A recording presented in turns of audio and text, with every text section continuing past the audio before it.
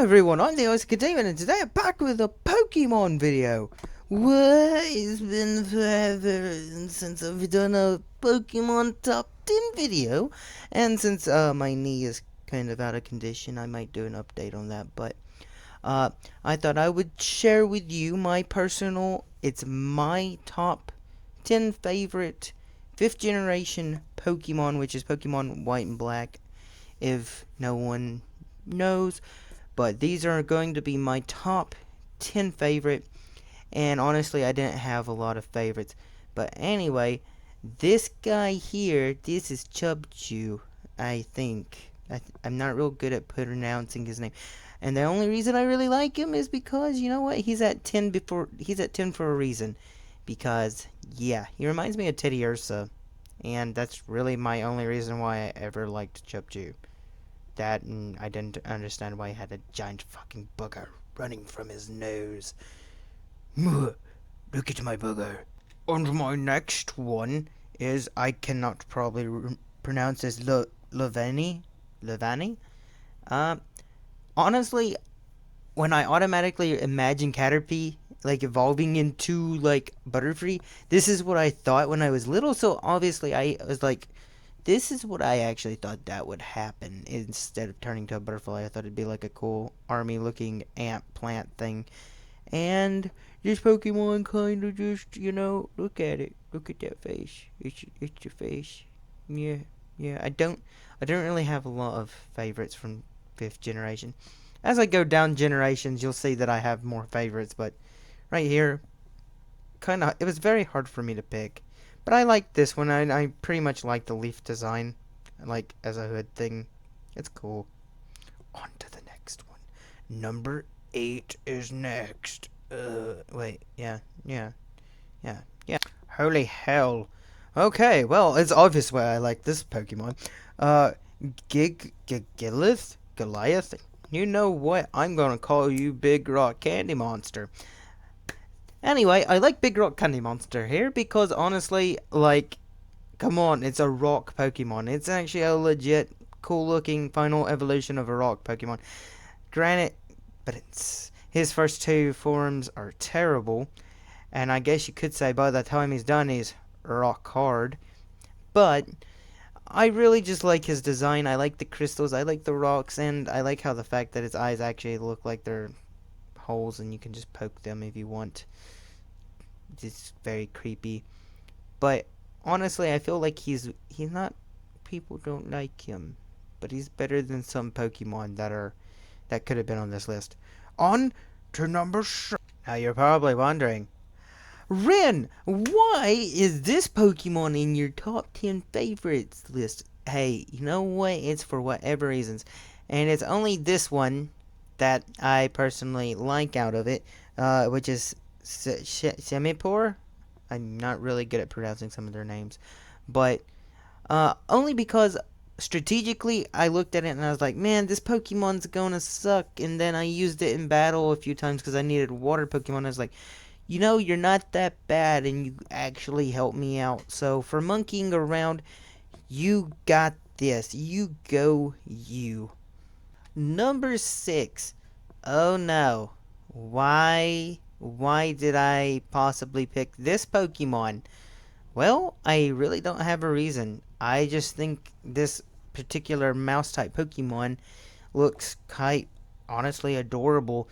I don't really think it would fit in the teams I would use in 5th generation, but as for its art and its just overall design, I think it's clever.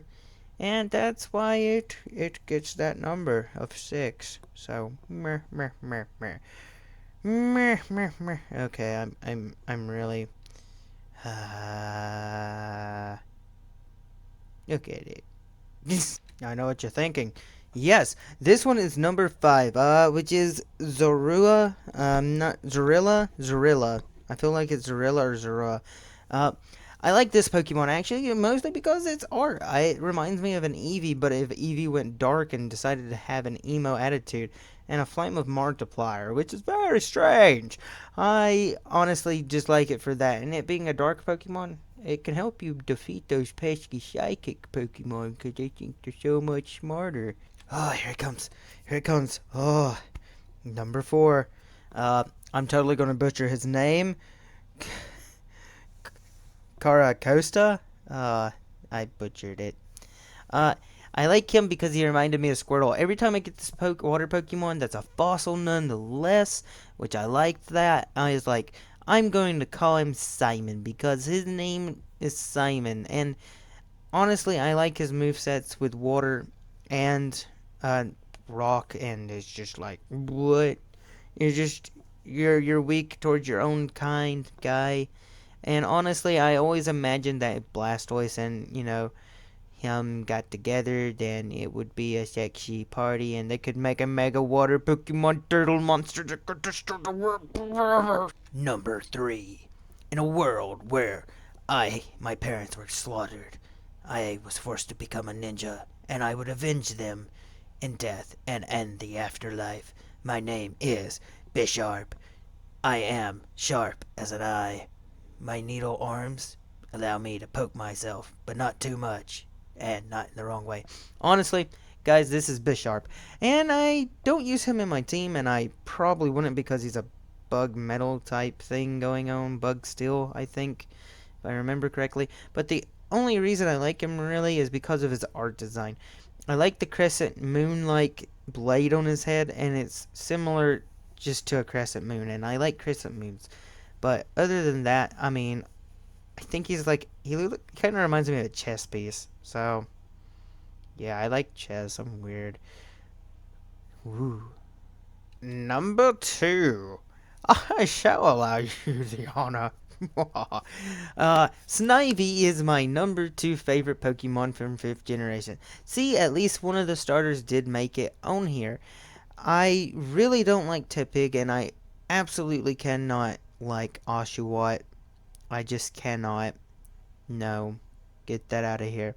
Snivy, to me, he had a different attitude. He wasn't the best to look at because of his little smirkish look, but that's what made me like Snivy more. As picking a starter, I want to go out and go, okay, I want something that's going to be good in the future and I can continue using. Snivy's not really the best of Pokemon for it, but I mean, he just had that attitude of staring me down in the face saying, pick me, bitch. And I was like, oh, 5th generation, me and you are going to have a terrible time. And we still have to this day. And number 1. Okay, well, number 1 is actually a tie between both of these. Honestly, out of all the 5th generation Pokemon that I have seen, Pilil and Lilligant, I cannot pronounce their names. Honestly, I like their art. It reminds me a lot of Blossom, and I actually like the art of Blossom. I could say it's a southern style Blossom, and that may be why it actually drug me into going, oh, I like that. But it's very nice, it's very innocent to look at, and as a good grass defensive Pokemon, it works quite well. I mean, honestly, it's just like up in your face defensive. There you go. And yeah, that's pretty much how I feel about that Pokemon. And that's why it's number 1, which is weird. Actually, both of them are number 1. I really like their art design. They're beautiful. They're a freaking flower. What's more beautiful than a flower? Anyway, guys, did you like this top 10? If you didn't, leave a like. Or don't. Subscribe. Or don't. Either way, I'll be releasing a top 10 for my favorite 4th generation it's a little while after this one is up. Maybe be a week. It depends. My schedule's very busy. But if you like the content, go for it. Hit that subscribe button because I have nothing to do in my house and I'm bored.